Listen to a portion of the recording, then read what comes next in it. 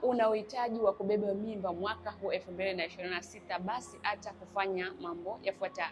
Jambo la kwanza, acha kutumia kabisa uzazi wa mpango wa aina yoyote ile. Inawezekana ni kividonge, kijiti ama kitanzi, acha kabisa kutumia. Na kama ulikuwa unatumia ama umeweka kijiti, jitahidi ukatoa. Lakini pia jambo la pili, acha kujilinganisha na wanawake wengine. Unaweza sema kwamba huyu alipata mimba akiwa na miaka 26 ama 30, basi na mimi nitapata nikifikia umri kama wake. Usifanye kitu kama hicho. Lakini pia kama unapitia hali ya maambukizi kwenye via vyako vya uzazi, inawezekana ni PID, fungus na miwasho, basi jitahidi ujitibie hali hiyo.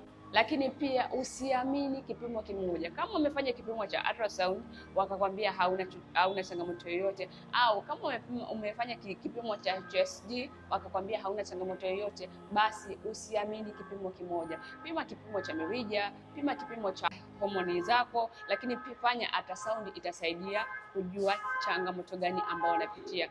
Hivyo ukifanya hivyo, itakuwa ni rahisi wewe kuondokana na changamoto yako moja kwa moja. Naitwa Madam Bahati na ni Bahati kwa